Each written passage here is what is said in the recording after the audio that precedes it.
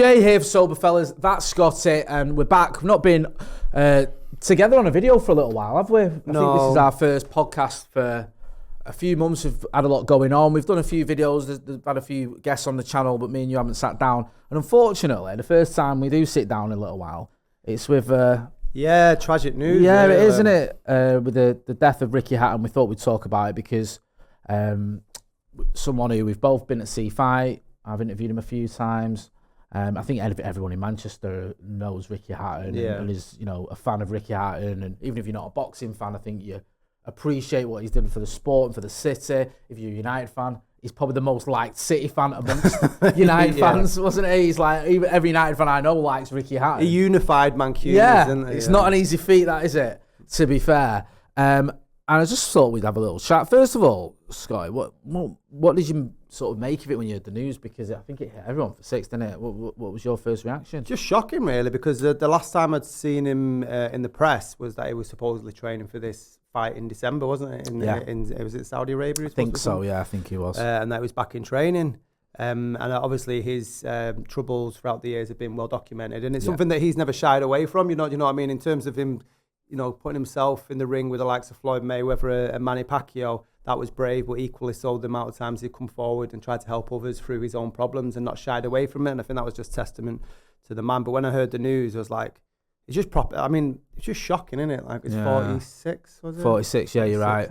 It's a very similar age to myself. And he's always been one of those characters, Ricky Hatton, who's sort of like had this larger-than-life persona, or he's sort of been this guy who, it wasn't just his boxing ability, it was his personality as well that everyone warmed to, wasn't it? Because there's a lot of fighters in Britain who, not many who've had a record as good as Ricky Hatton, to be fair to him, but there's a lot of fighters in Britain who've done well, who've won world titles, but he seemed to sort of really like be appreciated because he was like your mate.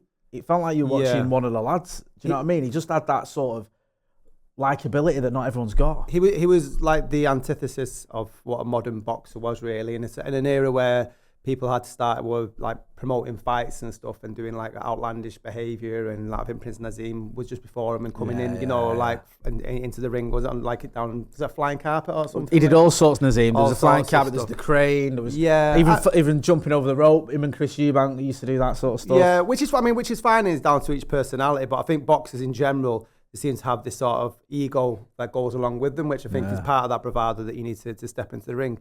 Ricky Hatton was different in that sense, in that he was humble with his success.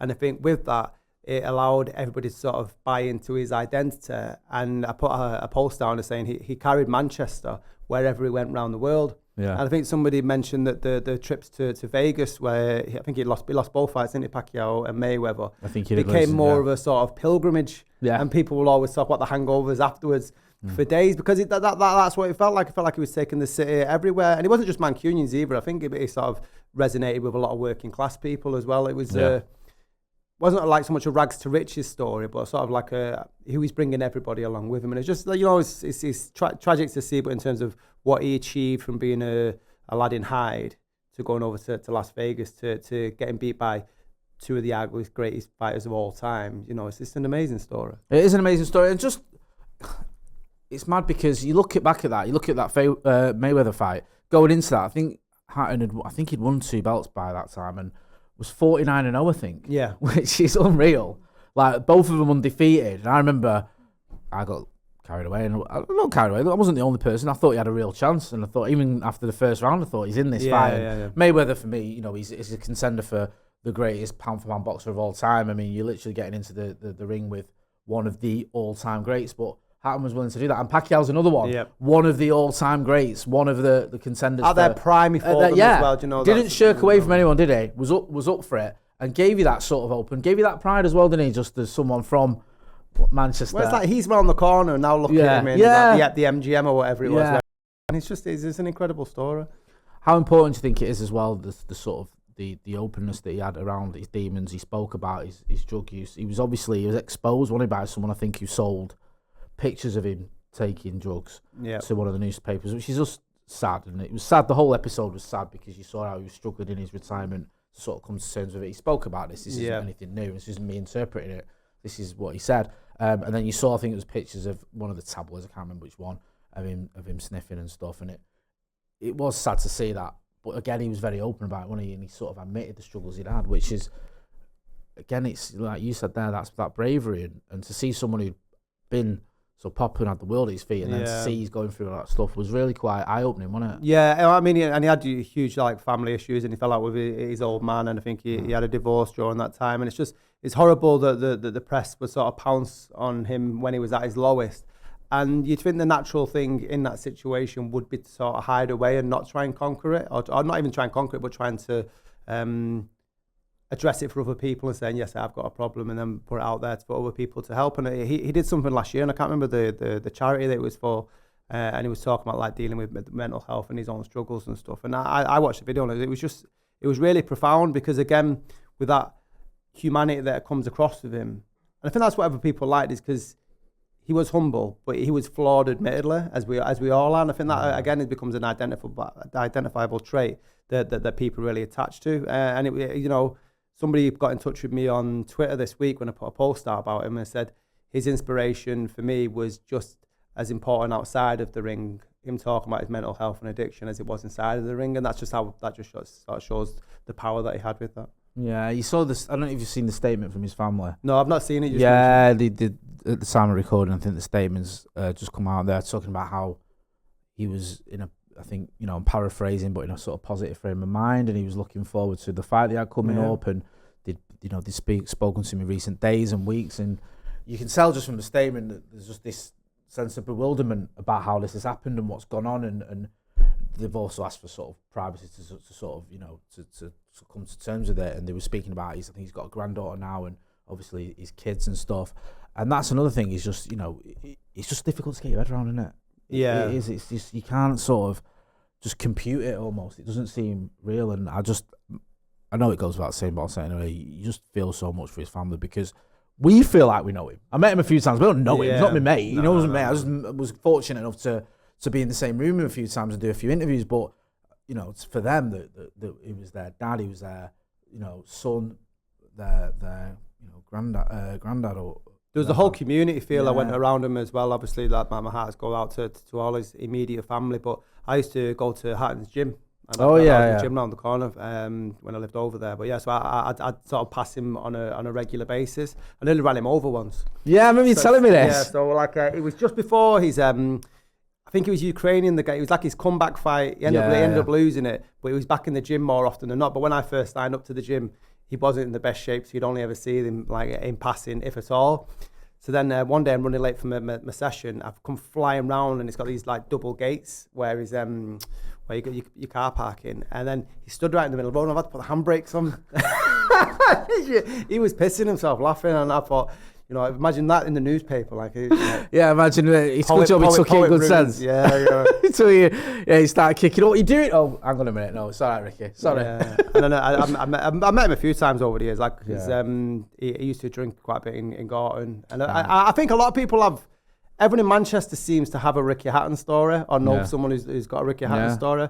But one of my favourite ones was remember the Supersonic premiere? I spoke to you there on the red carpet, didn't I? Yeah. So I went back to the after party, and Ricky was there, Liam, everyone was having a drink and that. And I'd never really spoke to Ricky up until that point. And I can't remember what was said, but I was laughing, and he turns around to me and goes, you laugh like a girl. And you know me, right? I'm like thinking, I'm not having that. And I'm thinking, he's still got it on here. See, there's the girly laugh. Yeah. Risk antagonising it. Yeah, but then you think, him taking the piss out of me in front of Liam Gallagher, and I'm like, I'll just have to sit this one out. Yeah. But it was good crack, and I think that's like, you felt comfortable in his presence. There was never any of this sort of flashy, do you know who I am? No. Sort of thing. Everyone, right? Sometimes when someone passes away, they sort of get canonised, and everyone just sort of tries to make them out almost as though, in some cases, something they're not. But with Ricky Hatton, every single person that met him, every single person that's telling a story, has a similar story to tell of just how down to earth he was, how friendly he was, how likeable he was. Yeah. That's not people just saying it. That's true. It's literally everyone you speak to who met Ricky Hatton says the same thing about him. He was just a down-to-earth, likeable guy who didn't have an ego. Could have gone around Manchester acting like the big I am and, double world champion. Many other boxers have. With far less talent than Ricky Hatton. and you know, he's one of the all-time great British boxers, and yet he acted like your mate down the pub who just, you know, you sort of just an everyday guy, wasn't he? And even the way he went about his boxing, because he famously used to call him, even then he called it himself, Ricky Hatton, between fights, where he'd pile on like 2.5 stone or 3 stone or whatever, because he'd just gone these benders and then. That was quite impressive. The way, I mean, it can't have been great for his health to be like ballooning and then dropping weight. But he did it for years and was successful for years until he got a little bit older.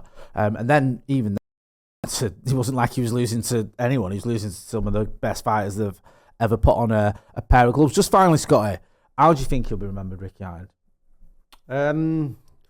Working class hero. Yeah. You know, and I think Manchester's had many a famous person come from these areas, and most of them tend to leave.